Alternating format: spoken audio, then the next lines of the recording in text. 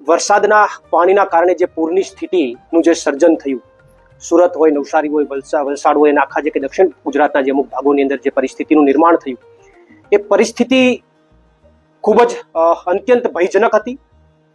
અનેક પરિવારો એ પોતાના દીકરાઓ ગુમાવ્યા છે, પોતાના પરિવારના સભ્યોને ગુમાવ્યા છે.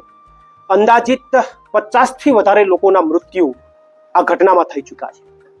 આ બહુ મહત્વની, બહુ ગંભીર બાબત છે કે જે હજી સુધી ગુજરાતના લોકોને, ઘણા બધા લોકો આનાથી વાકેફ પણ નથી કે આ પૂરની સ્થિતિમાં સરકારની નિષ્ફળતાના કારણે, સરકારના અણઆવડતના કારણે પ્રી મોન્સૂન કામગીરી જે થવી જોઈએ માત્ર કાગળ ઉપર થઈ હોવાના કારણે આજે 50થી વધારે પરિવારોએ પોતાના સ્વજનોને ગુમાવવાનો વારો આવ્યો છે.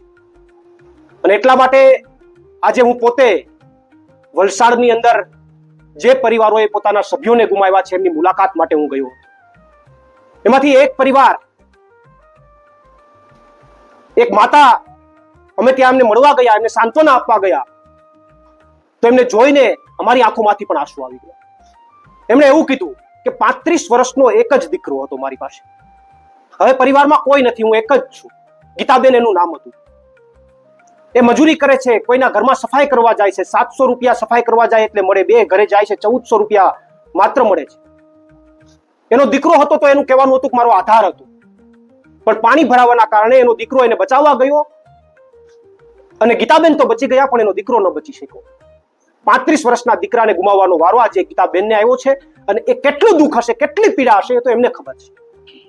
તો આજે પરિવારોને હું મળીને આવ્યો છું, એને સાંત્વના આપીને આવ્યો છું. પણ દુઃખની વાત એ છે, મેં પરિવારોને પૂછ્યું કે સરકારમાંથી કોઈ આવ્યું છે તમારી પાસે? મુખ્યમંત્રી આવ્યા છે? મિનિસ્ટર આવ્યા છે કોઈ? એમણે એવું કીધું કે કોઈ નથી આવ્યું, તમે પેલા અમારા દરવાજે ચડી ગયા છો, બાકી કોઈ નથી આવ્યું. તો મારે સરકારને પ્રશ્ન પૂછવો છે કે તમે જ્યારે ત્યારે કોઈ પણ વાત આવે એટલે ત્યારે વાતો કરતા હોય કે મૃદ્દુ અને મક્કમ મુખ્યમંત્રી.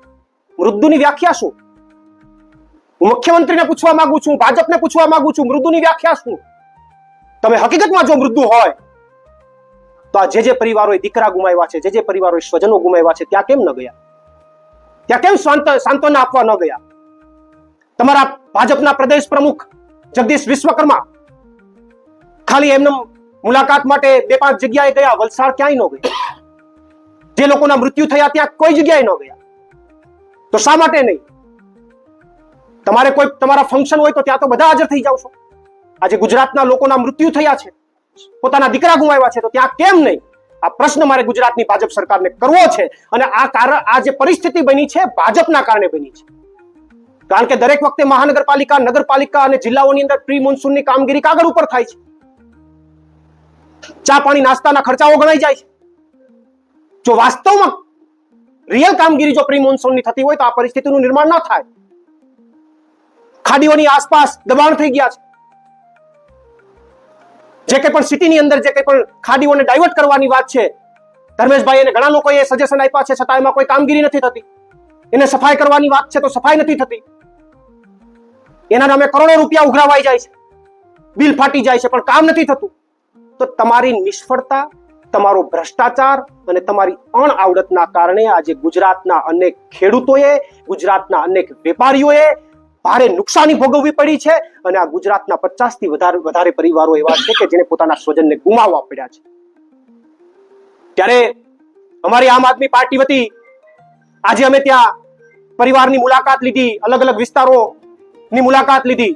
ત્યારે અમારી માગણી છે કે આ તમામ જગ્યાએ તાત્કાલિક ધોરણે સર્વે કરી અને જે નુકસાની ગઈ છે, કોઈને ઘરમાં નુકસાની ગઈ, કોઈને દુકાનમાં નુકસાની ગઈ, કોઈને ફેક્ટરીમાં નુકસાની ગઈ, કોઈને ખેતીમાં નુકસાની ગઈ, આ તમામને નુકસાનીની તાત્કાલિક ધોરણે સહાય ચૂકવવામાં આવે. અને જે પરિવારોએ એમના સ્વજનો ગુમાવ્યા છે, જે પરિવારોએ એમના સ્વજનો ગુમાવ્યા છે, એ પરિવારને તાત્કાલિક ધોરણે 1 કરોડની સહાય ચૂકવવામાં આવે એવી આમ આદમી પાર્ટી વતી સરકાર પાસે માંગણી છે. પંજાબની અંદર જ્યારે ફ્લડ આવ્યું ત્યારે તમામ ખેડૂતોને પ્રતિ હેક્ટર 50,000ની જાહેરાત સરકારે કરી હતી. કોઈને નુકસાની ગઈ કે ન ગઈ? તો ગુજરાતની સરકાર કેમ ન કરી શકે? ગુજરાતની સરકાર કેમ ન આપી શકે? અને વાત સહાયના નામે કેશ ડોલની વાતો કરો છો.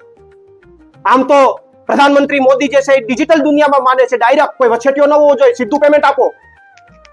તો અત્યારે સીધું ખાતામાં જમા કરાવો ને વચેટિયાને રાખીને હું કામ કેશડોલની કેસર વગાડો છો? કેશડોલમાં કટકી થાય છે, રૂપિયા ઉપડી જાય છે. તો આવી અનેક સમસ્યાઓ છે, અનેક મુદ્દાઓ છે. પરંતુ મહત્વની વાત એ છે કે જે કંઈ પણ પરિસ્થિતિ થઈ છે ભાજપના કારણે થઈ છે, એમની અણઆવડતના કારણે થઈ છે. કેટલા વર્ષથી તમે શાસનમાં છો, છતાં પણ મેં વલસાડ પૂછ્યું તો મને કહેવામાં આવ્યું કે દર વર્ષે આવું થાય છે.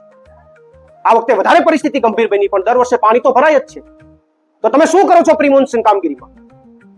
તો સરકારને મારી સીધી માંગ છે કે તાત્કાલિક ધોરણે સહાય, અને જે પરિવારોએ પોતાના સ્વજનને ગુમાવ્યા છે ત્યાં જો હકીકતમાં મુખ્યમંત્રી મૃદુ હોય, જો હકીકતમાં ભૂપેન્દ્રભાઈ પટેલ મૃદુ હોય, તો જે લોકોએ પરિવારના સભ્યો ગુમાવ્યા છે એ પરિવારને અઠવાડિયાની અંદર ત્યાં જઈને સાંત્વના આપે, પહેલા મુલાકાત કરે અને અઠવાડિયાની અંદર એ પરિવારોને 1 કરોડની સહાય આપવામાં આવે, એવી અમારી આમ આદમી પાર્ટી વતી માંગ છે. જો આ દિશાની અંદર સરકાર ગંભીરતાથી પગલાં નહીં લે તો આમ આદમી પાર્ટી આ મુદ્દાઓની અંદર આવનારા દિવસોમાં ગાંધી ચિંધ્યા મુદ્દે લોક આંદોલન કરશે. આભાર. આપનો કોઈ પ્રશ્ન હોય તો લઈ શકો.